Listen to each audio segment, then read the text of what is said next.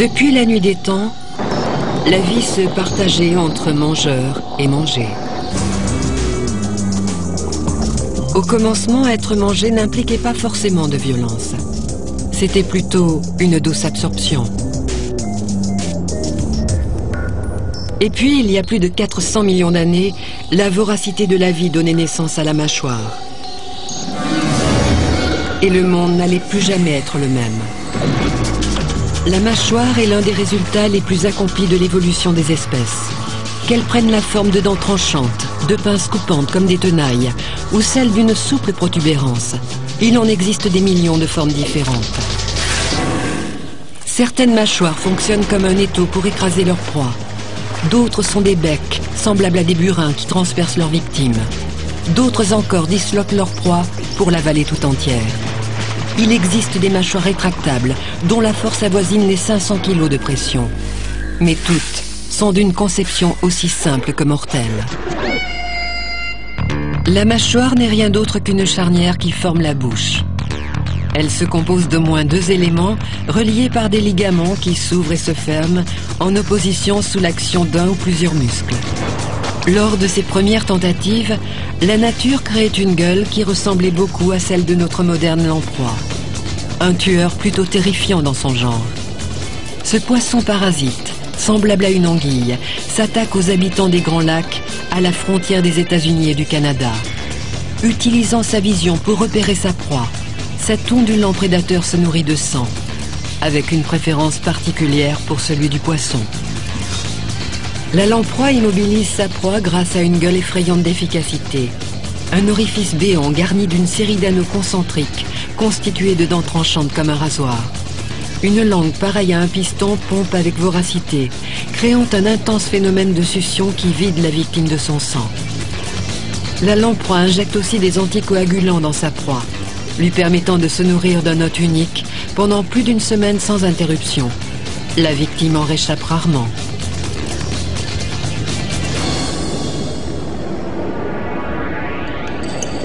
Avec l'évolution de la mâchoire, une nouvelle espèce de prédateur apparaissait, prenant la forme d'un poisson dont les mâchoires allaient un jour devenir notre cauchemar. Et l'évolution continuait. Des milliards de mâchoires différentes apparaissaient à la suite de cette première conception préhistorique. Le plus grand poisson des océans, le requin-baleine, a une mâchoire plus proche de celle de la baleine que de celle du requin. Ce requin géant peut atteindre jusqu'à 15 mètres de long et peser plus lourd qu'un autobus. Clin d'œil ironique de la nature, ce monstre se nourrit principalement des plus petites créatures peuplant les océans, le plancton et le frai. Chaque année, lors d'une pleine lune de printemps, des milliers de pagres viennent frayer au large de la côte du Belize.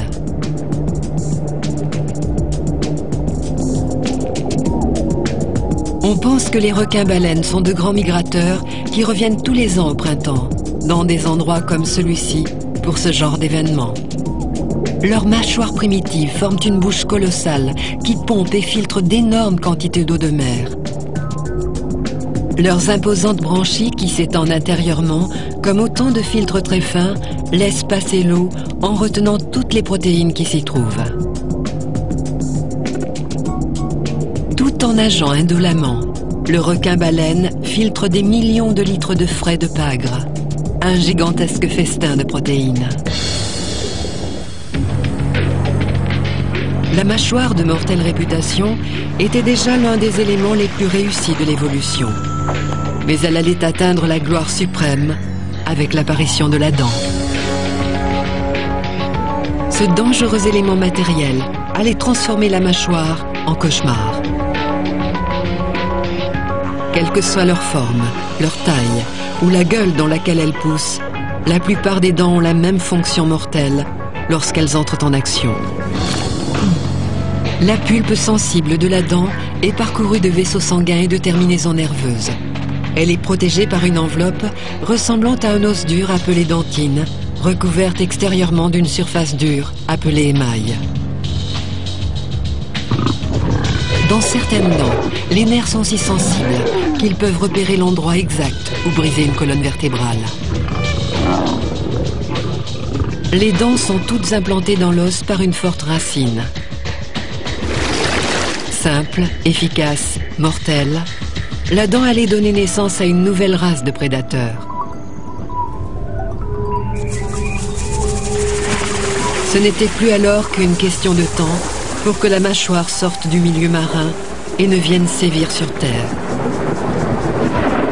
Elle était faite pour devenir la mortelle signature des reptiles géants.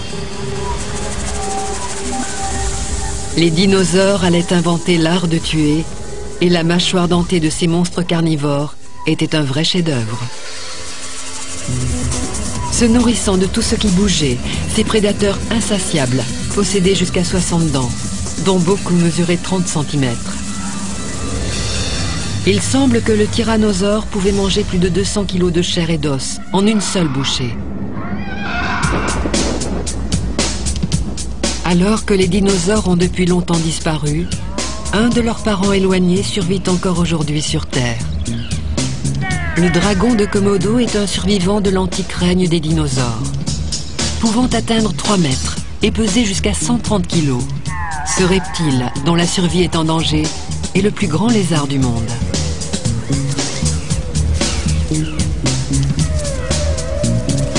Avec leurs dents ciselées, les dragons de Komodo déchirent les chairs avec une force brutale. Du fait de son goût pour la chair putréfiée, le dragon de Komodo développe dans sa bouche une potion de bactéries presque plus mortelle que sa morsure elle-même. Bien que ces dragons soient principalement des charognards, leur agilité inattendue et leur grosse mâchoire en font aussi des prédateurs effrayants. Pendant des millions d'années, ces reptiles géants ont parcouru la Terre. Leur parfaite configuration de tueurs fait qu'ils ont peu changé au cours de toute cette période. La différenciation des espèces a donné naissance à toutes sortes de mâchoires.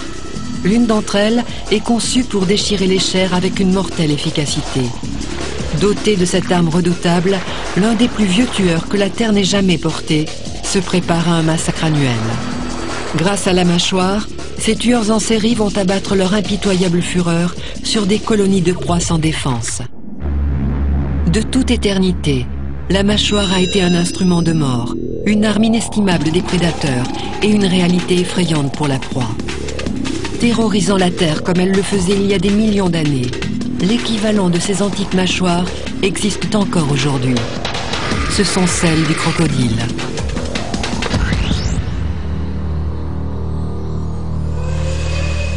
Une fois dans l'année, au cœur de l'une des régions les plus sauvages de la planète, une rivière devient rouge. La rivière Mara, en Afrique de l'Est, abrite une importante colonie de certains des plus grands crocodiles au monde. Le crocodile du Nil serait capable de manger presque tout ce qui bouge. Hyènes, gazelles, babouins, zèbres, buffles. Et bien sûr ces gnous, qui se dirigent maintenant vers l'inexorable rendez-vous avec leur déchirant destin. Lors de l'une des plus grandes migrations sur Terre, la traversée de la rivière va les amener à croiser l'un des plus grands carnivores de ce lieu. L'effrayant crocodile du Nil n'est que l'une de la vingtaine d'espèces différentes de crocodiles. Dotés de puissants muscles du cou et de la tête, ces carnivores géants développent une énorme puissance lorsqu'ils referment leur mâchoire, tel un étau. Quelques crocodiles peuvent ainsi développer une pression de 900 kg, force suffisante pour plier l'acier. Et pourtant, un homme peut maintenir les mâchoires d'un crocodile fermées sans grand effort. Leur conception les destine à l'efficacité pour la fermeture, non pour l'ouverture. En dépit des quelques 60 dents aiguisées qui brillent dans leur gueule, les crocodiles et les alligators sont incapables de mâcher leur proie. Au lieu de cela, ils saisissent leur victime et la secouent, la tordent, la balancent en tous sens et la déchirent en morceaux, jusqu'à ce qu'ils soient assez petits pour les avaler.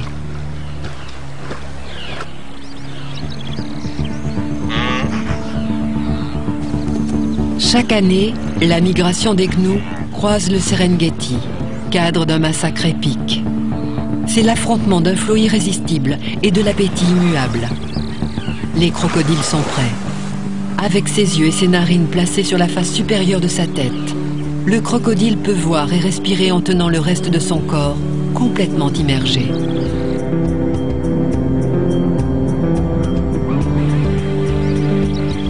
Doté d'une mince membrane agissant comme une paupière transparente, le crocodile a une bonne vision subaquatique. Et maintenant, ils attendent. Le gnou arrive, en vagues nerveuses, sur les berges escarpées de la rivière. Le troupeau ayant atteint sa masse critique, le chaos commence.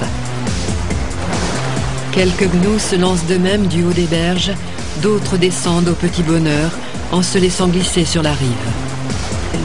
Leur instinct de survie leur dit que la mort se cache sous l'eau. Mais l'instinct migrateur les pousse inexorablement. Une vague de gnous se propulse à travers la rivière. Une foultitude de sabots piétine tout sur son passage, présentant un risque potentiel, même pour un crocodile de 700 kilos. Mais ces crocodiles ont attendu toute l'année ce don de la nature et ils ne repartiront pas à jeun. Propulsé par son énorme queue musclée, le crocodile peut brusquement bondir en avant de plus de 2 mètres.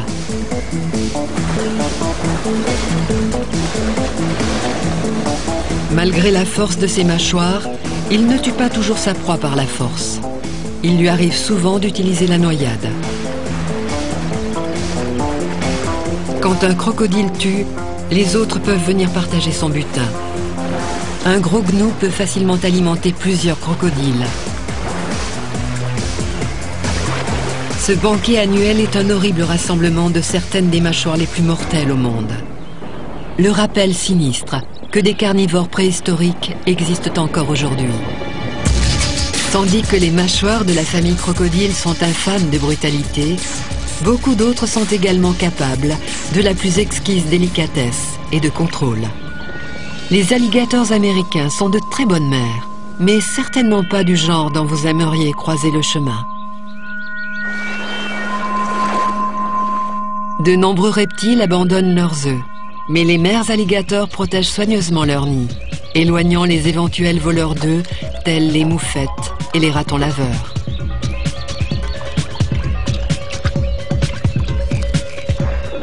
Pendant 65 jours, elles montent la garde jusqu'à ce que les œufs soient prêts à éclore. Lorsque ces petits apparaissent, la mère porte soigneusement chacun d'eux au bord de l'eau. Capables de broyer des os, ces dents peuvent aussi transmettre le doux contact maternel. À peine ont-ils frappé l'eau que ces minuscules tueurs démontrent qu'ils ont hérité du comportement mortel de leur géniteur. Âgés d'à peine une semaine, ces alligators sont des tueurs, même à leur petite échelle.